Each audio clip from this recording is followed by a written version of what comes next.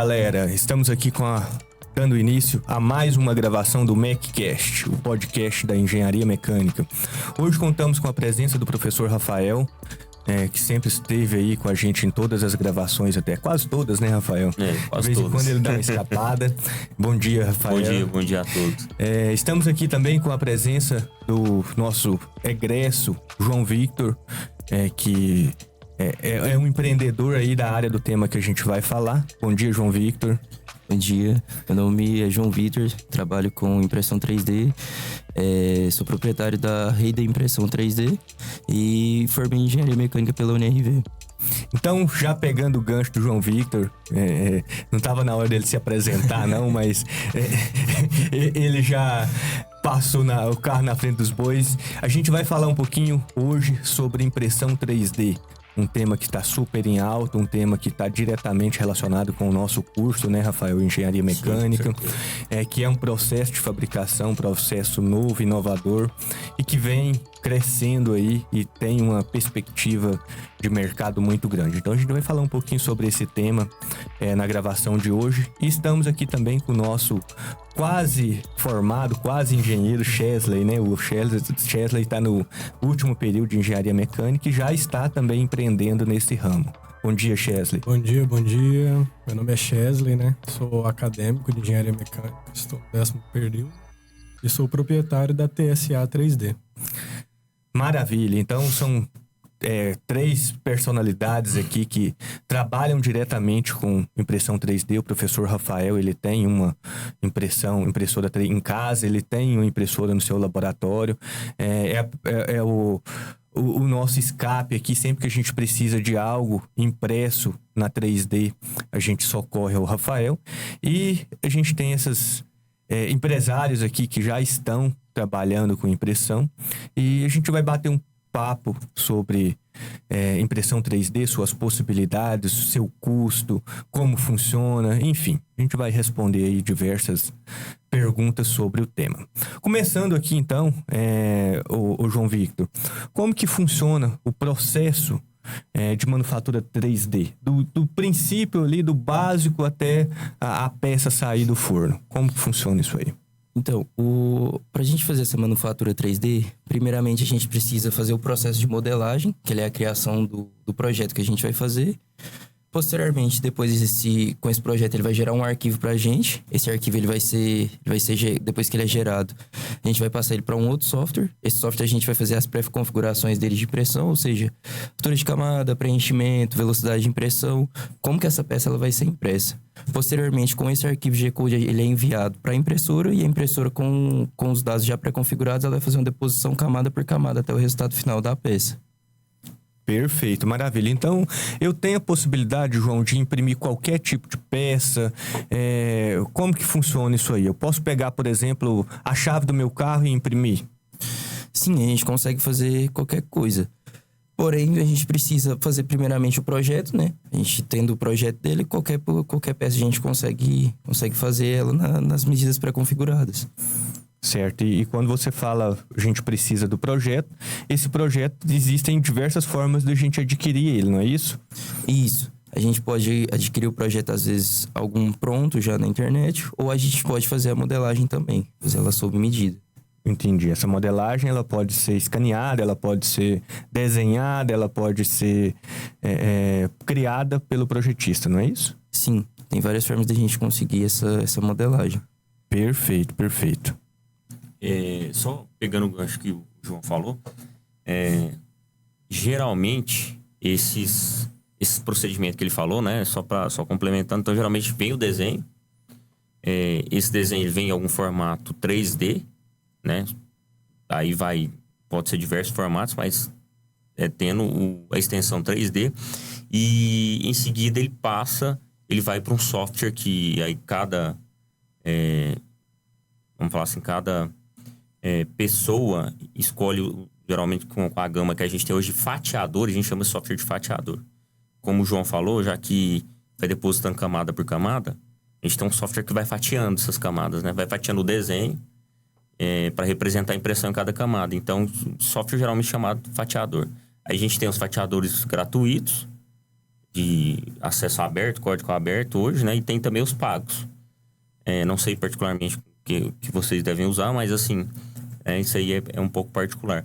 E tem essa parte modelagem orgânica, que o pessoal fala que é essa parte de modelagem artística, né? Parte pessoa, não é de peça, como às vezes é mais o caso da engenharia.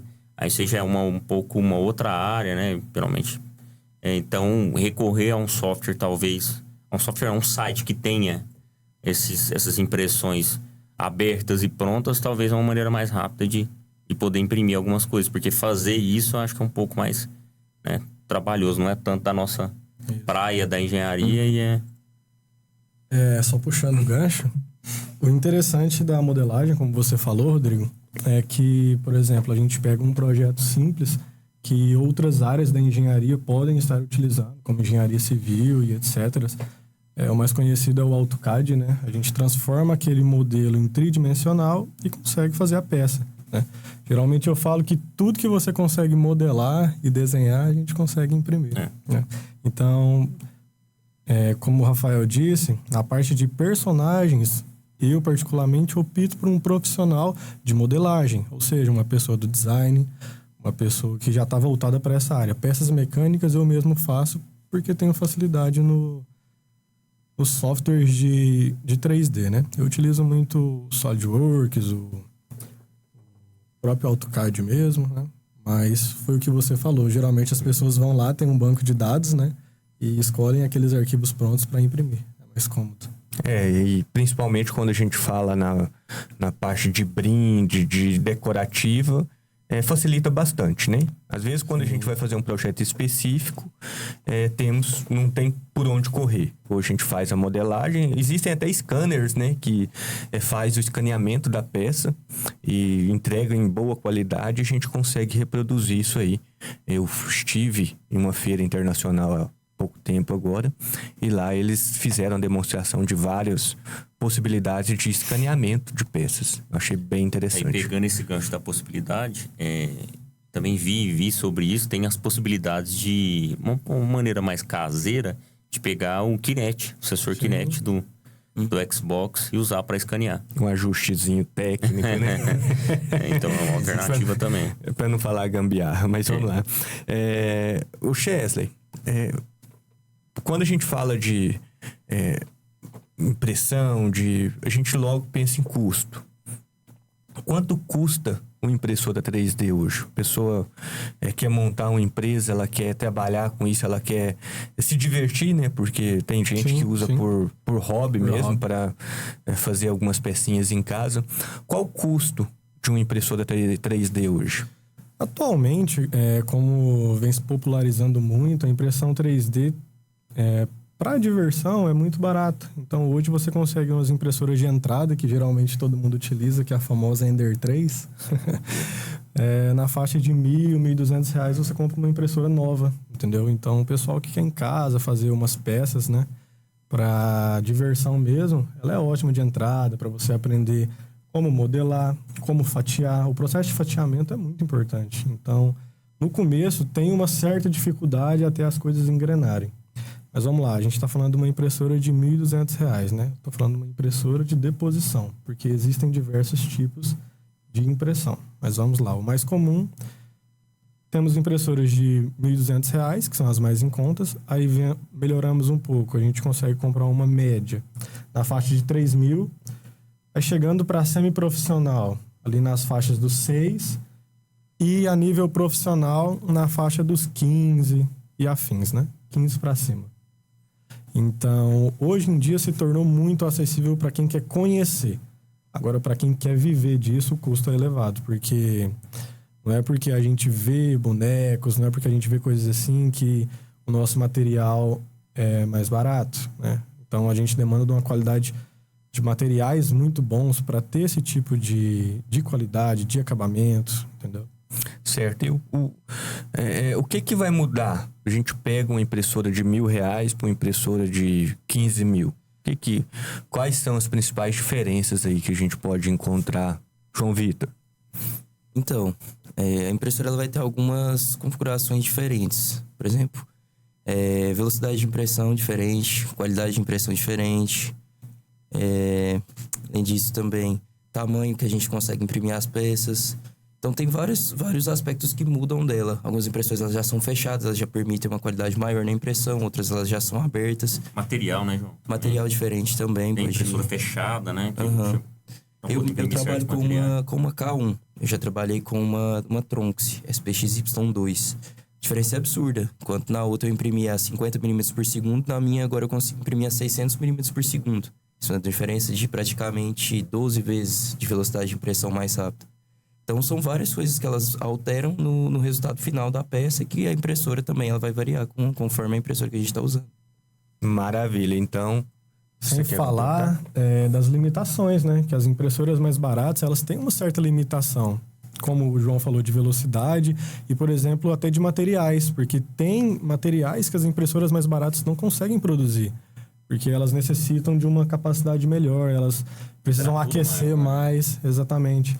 E as impressoras já semi-profissionais e profissionais já conseguem chegar nesses materiais que seriam materiais de engenharia, tá? Posteriormente vamos falar dele. Fora ainda a gente falar na manutenção, né? A gente tem uma impressora melhor, ela gera menos manutenção, a gente gasta menos tempo para conseguir imprimir as peças que a gente precisa. Eu costumo comparar com um carro popular e um carro automotivo. Porque o carro popular direto você tem que dar alguns ajustes. E, por exemplo, aqui o João disse, ela tem uma coisa que facilita todo iniciante da impressão 3D, que é ela se regula sozinho, né? Ela tem um alto nivelamento. Então, aquele trabalho manual de você acertar para as peças ficarem perfeitas, ela faz isso automático. Aproveitando o gancho, conta para mim um pouco aí, o que é esse alto nivelamento aí? Só pra gente ter uma noção. É porque quando a gente vai imprimir uma peça, geralmente ela tá numa base, né? Uma base reta. E a gente precisa nivelar essa base. Porque senão, quando nós formos depositar camadas por camadas, se tiver espaço entre camadas, ela não vai ter aderência. Logo a qualidade não vai ficar legal, vai ter rugosidade na peça, entendeu? Além do nivelamento, tem a parte de umidade e outros aspectos. Mas falando de nivelamento, nós fazemos isso manual, tá? 80% dos casos, que são as impressoras baratas e médias, nós fazemos o nivelamento manual. Então, a gente tem ali uma medida entre a altura do bico e a mesa, que geralmente é 0,5 milímetros, tá? Quase a mesma espessura de uma folha. E nós fazemos isso manual em vários pontos da mesa. Ou seja, você nivela num lado, nivela no outro lado, depois compara isso daí, faz testes. Então, isso leva um tempo, entendeu? E você tem que ter uma certa prática. Eu confesso que no começo é bem difícil até você acertar. Mas o autonivelamento é justamente isso. Ela tem um próprio sensor que ela indica qual altura está em cada ponto da mesa. Então, geralmente, são em 16 a 32 pontos. Ela vem medindo na mesa e o próprio programa, o próprio software da impressora identifica onde ela tem que baixar 0,5 milímetros, onde ela tem que subir 1 milímetro. Legal isso. Entendeu? Pelo que eu entendi, daria para imprimir com ela, com a impressora desnivelada. inclinada. Exatamente. Assim, né? Inclusive, existem impressoras inclinadas. Entendi. Bacana. Então, só finalizando esta parte de diferenças, né, de impressora, a gente pode dizer que está diretamente relacionado com a confiabilidade e produtividade, né? Uma impressora mais cara, ela vai produzir peças de maior qualidade e de modo mais rápido. E em escala um pouco maior. É isso? Ainda falando, vocês falaram de limitações, né? Existem limitações para a impressão de peças? Por exemplo, eu posso imprimir peças de qualquer tamanho, com qualquer material? Como que funciona isso aí? Geralmente, né, as impressões 3D convencionais, nós temos uma área de limitação muito pequena, que é em torno ali de, no máximo, 30 centímetros. Estou falando de impressoras até R$5.000, dessa faixa para trás. Então, por exemplo, se você quer fazer uma peça como esse capacete, que tem uma altura grande, uma certa complexidade, o que nós fazemos? Quais recursos utilizamos? A gente divide essa peça em vários pedaços, né? E depois a gente consegue unir elas. Quando a gente divide, a gente faz furos e pinos para elas ficarem realmente excêntricas. Porque senão não faz sentido você colar no olho ali, não vai ficar uma coisa profissional. Mas quais as limitações? Primeiro, de tamanho, né? Se você tem uma peça, por exemplo, mecânica, uma engrenagem acima de 30 centímetros, né?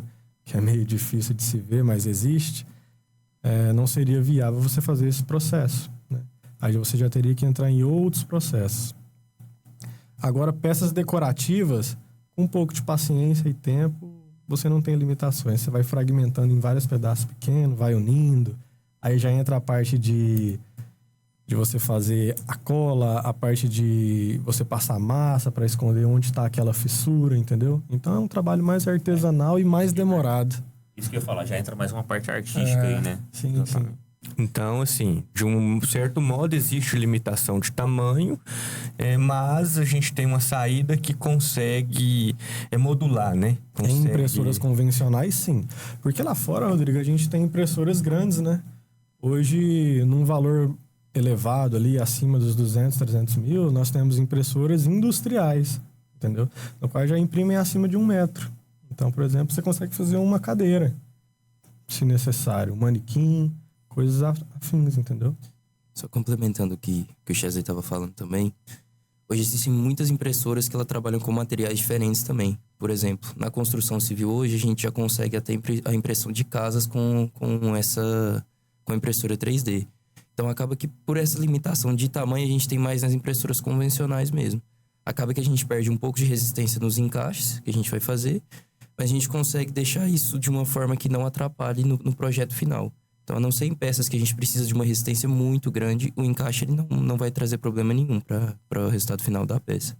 Mesmo modulando, a gente consegue uma boa confiabilidade, né? Sim. Pegando o gancho aqui, o que o Chesley falou do capacete, eu vou expor para vocês aqui que isso aqui foi uma peça impressa, né, o João Vitor, pela empresa dele, foi feita para agora para as encenações da Páscoa, não é isso? Isso. Fala um pouquinho melhor mais sobre essa peça aqui em específico. Então, essa peça eu fiz ela para encenação da Páscoa agora, né? E ela é um capacete. Certo. Põe aí, o Chesley. Gladiador. A gente fez ela para encenação. E ela é uma peça que, como o Chesley tinha falado, a gente dividiu ela em alguns pedaços. Então, essa parte de cima vermelha, ela é dividida em 2 pedaços. E esse capacete, se eu não me engano, ele tá dividido em mais ou menos uns 6, 7 pedaços. Certo, então essa aqui é um exemplo de uma peça que foi modulada, né? E deu um trabalhão, né, João? Deu um trabalhinho essa daí. E o mais interessante aqui que vendo, né, é que não teve pintura, né? Isso, essa peça ela não teve pintura. Filamento, né, usado para... O filamento que a gente usou nessa peça foi esse filamento do ouro, filamento da Volt. E na parte de cima a gente usou o filamento vermelho. Não precisou fazer pintura nessa peça, somente a colagem da... E acredito que não dá para perceber que não foi pintado. Quanto tempo levou? Cara, essa peça, se eu não me engano, foi mais ou menos 16 horas, 17 horas de impressão. Eu imprimi ela na Creality K1, que é uma impressora que ela imprime rápido, então por isso que ela não demorou muito. Na outra impressora minha, se a gente fosse fazer essa peça, ela ia dar o quê? Uns 5 dias, não dava? 5, 6 dias fácil.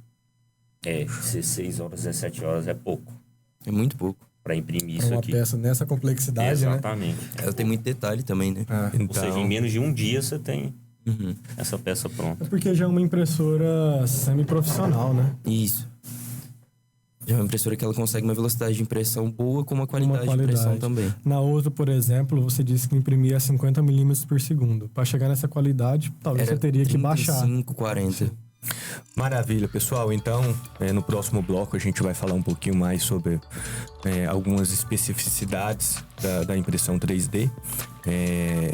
E só pegando o gancho aqui das possibilidades de impressão, né?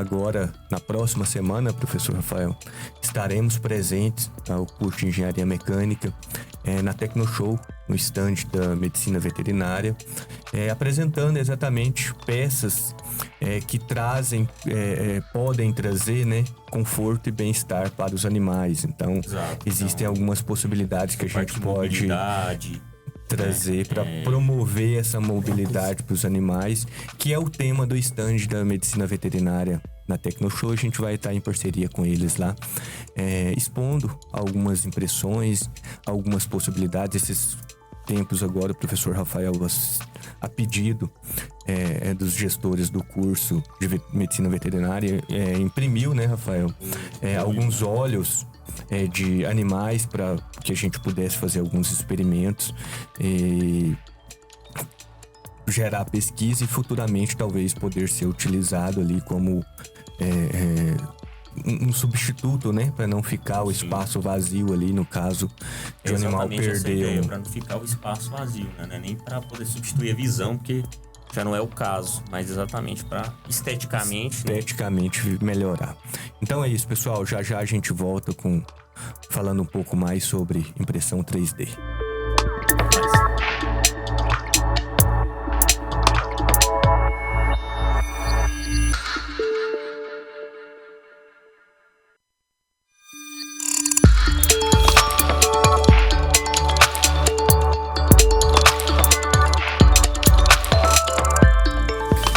Estamos de volta então com o nosso MecCast, o podcast da engenharia mecânica, hoje falando de impressão 3D.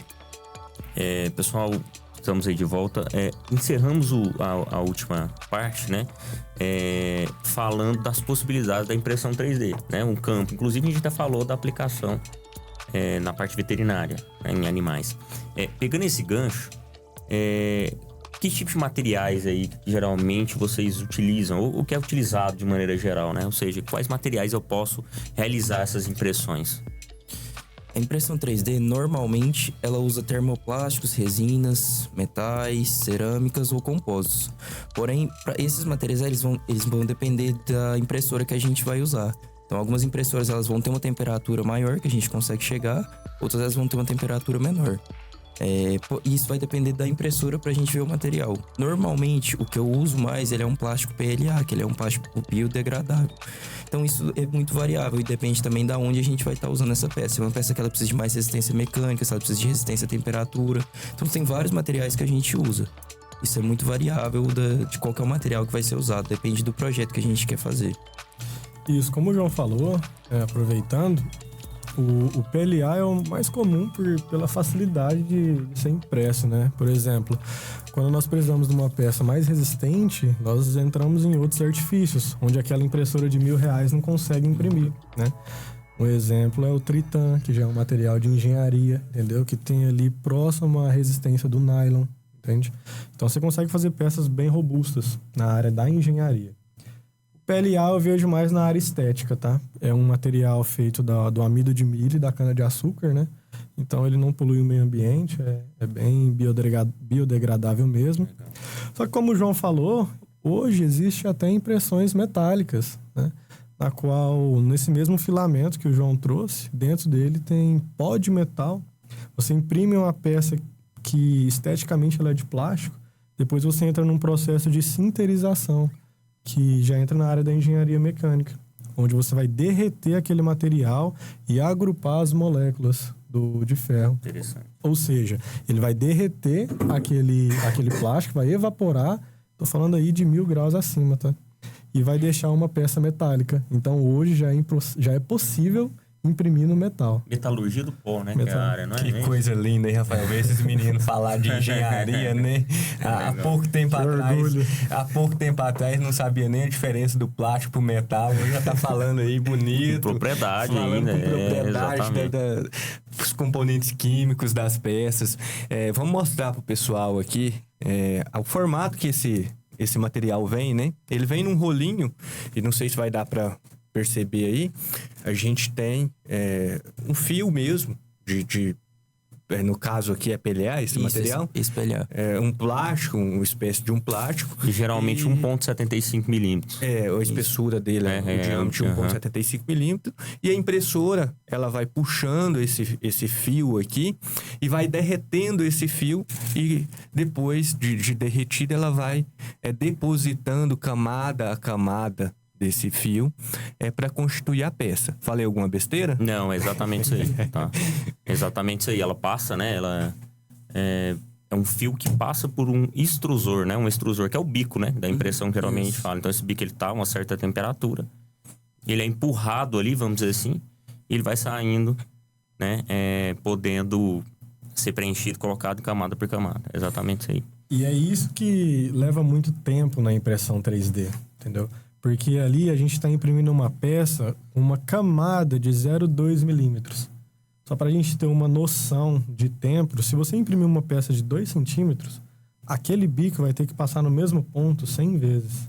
2 centímetros é muito pequeno. Isso aqui a gente está falando de 30 centímetros. Então, por exemplo, uma peça de 20 centímetros, ela tem que passar no mesmo ponto, vamos falar num cubo de 20 centímetros, aquele mesmo ponto tem que depositar 1000 camadas. Então, por isso que ela demora muito. É onde o João falou da velocidade de impressão. 50 milímetros por segundo, 60 milímetros por segundo, 600 milímetros por segundo, isso faz muita diferença. Entendeu? Porque como são camada sob camada, o tempo de uma camada depositada acima da outra faz total diferença no tempo da impressão. E dependendo do tipo de equipamento, na qualidade final. Na qualidade final. Do produto, Isso. né? Da entrega do produto. A gente fala assim, que nas impressoras convencionais, quanto mais devagar, melhor. Isso. Já a semi-profissional, ela Você pode consegue trabalhar numa velocidade mais profissional. elevada. Isso. Maravilha. E quando a gente fala de impressão 3D, inclusive a gente tem diversos exemplos aqui na nossa bancada que o João trouxe para exemplificar, mas comumente a gente pensa em peças decorativas. Então a gente teve, eu expus para vocês aqui a peça da encenação da Páscoa, que é um capacete, né, João? Quais o nicho que a gente tem de aplicação dessas peças impressas? Elas são puramente decorativas ou podem ser aplicadas em outros instrumentos, em máquinas, equipamentos? Explica um pouquinho melhor sobre isso. A gente fala geralmente, Rodrigo, que futuramente vai ter impressão em tudo. Porque como a gente tem essa gama de materiais, a gente consegue entrar em diversas aplicações. Por exemplo, um dos nichos que eu trabalho, que é a parte da decoração mesmo, eu consigo eternizar momentos. Então, por exemplo, você tem uma imagem com um ente querido, eu consigo pegar aquela imagem, transformar em uma escultura e eternizar aquele momento. Só que eu também faço peças automotivas. Então, vamos lá. O que geralmente eu mais faço são peças para carros de colecionador. Então, digamos que você tem lá um Voyage antigo, Opala. Gosta de sofrer. Você tem um Opala, um Fusca. Ou até um Fastback. E aí, existem peças internas que já não se fabricam mais, né? Então, talvez você quebra uma maçaneta, você quebra algum detalhe ali de plástico. Eu consigo modelar e fabricar ela no mesmo material daquela peça. Então, por exemplo, um ramo automotivo é esse. O pessoal utiliza muito também body kit, que é modificação de carros, tá? Também existem muitas peças de engenharia, como engrenagens mesmo. Tem muita gente que substitui nylon por impressão. Por quê? Se não for uma peça que você precisa exatamente no mesmo tempo, a impressão você consegue fazer várias peças sem ter um operador, entendeu? Porque a gente fala que um CNC é muito caro. Então, na impressão, você faz várias peças, deixa lá trabalhando a noite inteira, entendeu? No outro dia, você chega, a peça tá pronta. E ela com a mesma resistência ali do nylon. Então, você teria que pegar uma barra de nylon, cortar uma barra de nylon, pegar um torneiro que talvez está fazendo um serviço mais complexo. Vamos lá. Faz todo o molde em cima daquele nylon ali, testa, vê se está tudo certo. Errou, começa tudo de novo. Na impressão, não. Você modela o que você modelou, tá perfeito ali.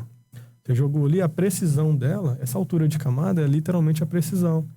Então, por exemplo, numa impressora de filamentos, a gente tem uma precisão ali de 99,5%. E numa impressora de resina, 99,95%. É quase 100% perfeito, entendeu? Então, muitas das vezes é até mais preciso que o trabalho do torneiro, né? Que é um trabalho manual. Com certeza. Enfim. A gente teve, vale ressaltar também, a gente teve uma participação no ano passado na Tecnoshow, em que apresentamos até bicos de pulverizadores, né, o Chesley? Você estava presente com a gente. Aspersor. E existem vários implementos agrícolas também, antigos, que as peças já estão descontinuadas, que não encontram fácil, ou quando encontra, tem um custo muito elevado, e que a gente consegue reproduzir aqui na impressão 3D de modo preciso e que vai atender ali, e às vezes até, ou muitas das vezes, muito mais barato do que comprar essa peça de um outro fabricante.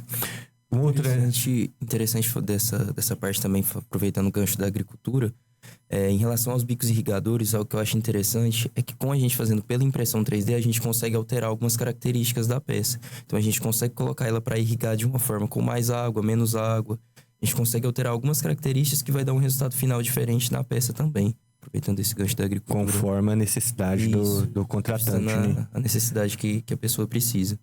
Um outro exemplo também que eu vivi, o pessoal da academia onde eu pratico musculação, existem diversas necessidades que eles têm lá e que às vezes não existe mais peças, são equipamentos antigos, né? E por diversas vezes eles já me solicitaram para a gente imprimir uma tampinha de uma máquina que sumiu, que quebrou. Então a gente consegue reproduzir essas peças aí de modo preciso, com boa resistência e com conforto, né? Às vezes é algo importante também. São peças que vão trazer ali uma mobilidade, que vão se movimentar e atender ao que foi proposto. Então, assim, existem muitas possibilidades de aplicação. Inclusive, a estrutura da maioria dos objetos plásticos, vamos dizer assim, acho que antes da chegada da impressora 3D, era muito feita do ABS. Então, uma coisa que eu percebo aí é que hoje a gente pode imprimir o ABS, né? Sim. Que é exatamente um plástico industrial, o pessoal usa bastante. O famoso plástico injetado. Exatamente. Então, antes tudo era exatamente feito com a injeção, né? Hoje já tem exatamente como vocês falaram, essa mobilidade, essa facilidade, você coloca para imprimir e esquece, vamos dizer assim, né? Um exemplo, claro, igual o Rodrigo estava falando da academia, por exemplo, você coloca uma peça onde a pessoa talvez esbarra, você consegue imprimir hoje, Rodrigo, um material chamado TPU, que ele é como se fosse uma borracha, tá? Então ele vai sair dali maleável, como uma capinha de celular mesmo, entendeu? Aquelas bem molinhas. Então você consegue colocar diversas aplicações. Por exemplo, você consegue fazer... A impressão nós falamos que é camada sobre camada. Então, você tem uma área que você precisa que seja rígida e outra maleável. Você consegue unir as duas. Então, você vai imprimir na primeira instância a parte rígida. Lá no seu fatiador, você organiza tudo no seu projeto também. E no outro lado, você coloca um lado maleável. Por exemplo, um coxim de um veículo. Você consegue fazer a primeira camada rígida, a parte interna maleável e o final rígido. Logo, você faz um sistema de amortecimento aqui. Entendeu? Show de bola. Então, César, pegando esse gancho, João, você responde essa daí. Pegando esse gancho, a gente percebe aqui, né, que o peso dessas impressões parece que pode ser controlado, né? Tem peças um pouco mais pesadas, acho que devido à resistência também, tem outras mais leves. Isso é dosado, certo? Como é que funciona isso? Então, o peso ele vai variar conforme o projeto que a gente está fazendo e conforme o fatiamento que a gente vai fazer na peça. Então, dependendo do projeto, a gente consegue algumas características de impressão dessa peça e esse peso a gente consegue controlar conforme a gente vai fazendo a pré-configuração dessa peça, da forma como ela vai ficar. Mas no momento antes da impressão, a gente já consegue saber o peso dessa peça. Então, a gente já consegue antes mesmo da impressão saber qual que vai ser qual quantidade de material vai ser utilizado para ela. Porque, por exemplo, uma peça decorativa dessa aqui, ela não precisa ser maciça. Então a gente faz ela oca. Ou a gente coloca poucas camadas aqui dentro, ela não é totalmente preenchida. Agora, uma engrenagem, ela precisa ser totalmente preenchida, porque ela vai demandar um certo esforço. Entendeu? E como o João falou, no fatiador a gente consegue dosar e saber exatamente quanto de material iremos gastar. E tudo isso aí está relacionado com quantidade de material. E quando a gente fala em quantidade de material, a gente logo se remete a custo. Que eu acho que é uma das principais informações aqui que as pessoas que estão nos assistindo estão se perguntando, né? Vocês falaram de muitas possibilidades. E quanto custa uma peça impressa? Então, eu sei que é uma pergunta difícil, porque cada projeto é um projeto, cada projeto tem o seu fim, né? Mas, de modo geral, como que a gente estabelece o preço de uma peça impressa na impressora 3D? Então, o preço ele vai ser obtido através de um estudo que a gente vai fazer a respeito da peça, do resultado final do projeto. Então, vai variar se a gente vai precisar fazer uma modelagem, se a gente encontra esse projeto já em algum arquivo, já um banco de dados. Vai variar do tempo de impressão, que a gente precisa fazer o cálculo de quantidade de energia que vai ser gasto. e da quantidade de material. É basicamente esse o custo que a gente faz. E se depois a gente vai precisar fazer algum trabalho na peça, algum trabalho de pintura, algum trabalho, às vezes, de finalização da peça. Então, o preço ele vai variar dessas Características. Isso, dessas características que a gente precisa passar pelo resultado final da peça. Isso aí a gente tá voltando pro lado das peças de acabamento, tá? De caricaturas e afins. Na área da engenharia, geralmente eu cobro por peso, né? Então, por grama de material. Como no fatiador, por exemplo, eu vou fazer uma engrenagem. Eu tô frisando a engrenagem porque ela é o símbolo da engenharia. Mas eu vou fazer uma engrenagem, ela tem ali 50 gramas do material X. Então, eu cobro o valor X por grama daquele material. Por exemplo, eu cobro R$1 por grama de material. Eu cobro R$10 por grama de material. Só que eu vou te falar, no seu projeto eu vou gastar 50 gramas. Então, o valor é X. Entendeu? Mas é exatamente o que o João falou.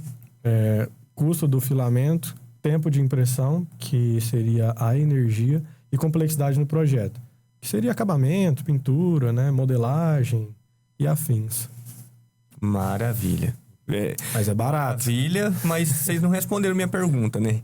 Enrolado, depende da complexidade, depende do tanto de material, depende de se eu vou pintar, se eu não vou, mas não me responderam. Então, eu vou ser um pouco mais direto. Um capacete desse aqui, você gastou quantas horas para imprimir ele? Esse capacete, 17 horas. 17 horas de impressão. Ele tem 2 tipos diferentes de filamentos. Não foi pintura, né? Não. Tem um acabamento bem fino. Se fosse para você vender esse capacete, quanto ele custaria? Então, esse capacete, eu não lembro certinho qual foi o peso dele. Mas eu acredito que um capacete desse, em volta de uns 350, R$400, ele seria mais ou menos. Eu teria que confirmar certinho para ver o peso que ele foi. Mas se eu não me engano, mais ou menos essa faixa que ele seria. Certo, então esse é uma peça bem complexa, seria em torno de R$350, R$400.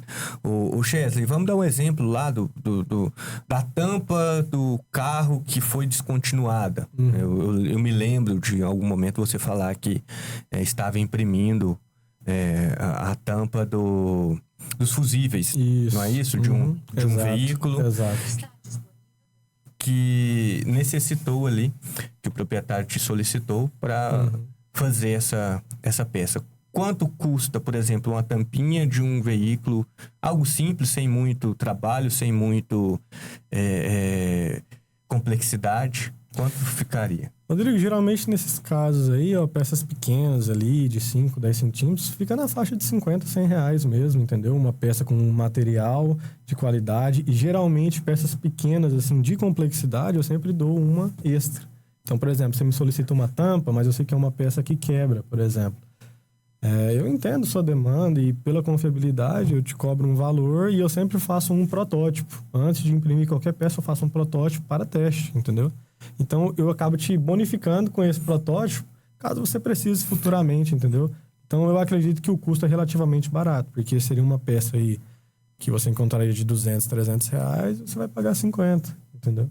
Entendi. E assim, você falou até que dá uma peça de brinde, porque às vezes o tempo de impressão e o material gasto para imprimir, muitas das vezes é irrelevante comparado ao trabalho que você vai ter para modelar essa peça. Geralmente o projeto é mais complexo do que o tempo de impressão, então... Por isso que quando a gente tem a peça pronta na internet é muito mais fácil, né, João? Isso, e até mais barato. Eu mesmo trabalho com alguns modeladores. Eu tenho um modelador para engenharia e eu tenho um modelador, que geralmente sou eu, e eu tenho um modelador de caricaturas, né? Igual eu falei, de imagens e coisas afins. Maravilha, maravilha. Então, já partimos aí pro final da nossa gravação. Podcast muito produtivo, de muita informação aí pro público, tanto interno como externo, né, professor Rafael? Qual o tempo médio? Vocês falaram de tempo. Qual o tempo médio para impressão de uma peça? Porque, de repente, esse tempo inviabiliza se eu tenho uma só impressora e pego 50 peças para fazer, eu vou demorar ali 2 meses, talvez, para fazer essas 50 peças, para, às vezes, não ter uma rentabilidade muito boa e se inviabiliza meu negócio. Então, quanto tempo, em média, eu gasto para imprimir cada peça? É outra pergunta difícil de responder, mas vamos lá. Então, essa pergunta ela é muito variável, Rodrigo, porque ela vai depender da peça que ela está sendo impressa e de qual impressora ela está sendo usada também. Então, o tempo de impressão ele varia conforme essas características que a gente vai ter. Às vezes, uma peça que a gente vai imprimir ela numa impressora, ela pode demorar, por exemplo, esse capacete. Na minha primeira impressora, ele demoraria mais ou menos uns 7 dias, 8 dias para fazer. Já na minha impressora, nessa impressora que eu tenho, a K1, ela já foi 17 horas. Então, isso varia conforme o projeto e conforme a impressora. E conforme o fatiamento que a gente vai fazer também. Recurso que eu utilizava, Rodrigo, no começo, que eu tava com uma impressora mais fraca, que de repente eu tinha um projeto maior, eu chegava em pessoas entusiastas que tinham uma impressora em casa e falava: você quer ganhar um dinheiro? Vou te mandar uma peça aí, te mando pronto, você só nivela e imprime pra mim que eu te dou X. Chegava em outro, eu fazia várias terceirizações. Eu dava o material pra pessoa, o cara, eu tenho uma impressora pra mim fazer um boneco na minha casa. Vou ganhar dinheiro com isso sem fazer nada, só apertando um botão. Então eu entregava pronto pra ele, o cara apertava o botão. Você tá desvalorizando sua profissão, né? Apertar o botão.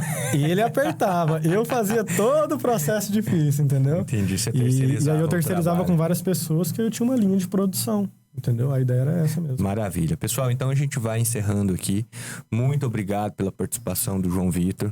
Foi um prazer tê-lo aqui. Espero que daqui um pouco você volte falando que sua empresa está em outro patamar, você já está imprimindo casas, aeronaves, navios e que dê tudo certo aí e a gente volte a falar desse tema futuramente. Obrigado, Chesley, pela participação.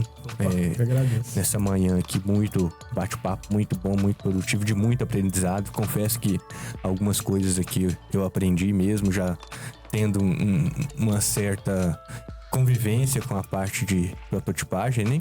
E obrigado, Rafael, também por Obrigado a todos. Não gosto de acordar cedo, não, mas... Confesso que... Mas é uma satisfação estar aqui também e revê-los, os nossos alunos aí. E saber que vocês estão usando isso aí, de uma certa forma, engenharia para o que vocês aprenderem em sala também, para poder empreender. É lógico que vocês dominam bem mais coisas no dia a dia de vocês aí. Mas é bom saber que vocês estão mexendo com isso. A gente fica muito feliz, né, Rafael? Exatamente. Quando vê os nossos egressos deslanchando e com empresas de sucessos, ocupando cargos de liderança. Isso inclusive é o termômetro que mede a qualidade da trabalho. impressão. Eu tô assim meio de cara com algumas coisas que vocês fizeram. Inclusive aquele Deadpool ali, tô tentando gorar ele aí pra ver se eu ganho ele. E em breve tem novidades. Pessoal, então muito obrigado pela audiência de vocês e reafirmo o convite para a Tecnoshow na próxima semana. Grande abraço a todos. Abraço, brigadão, pessoal. Obrigado.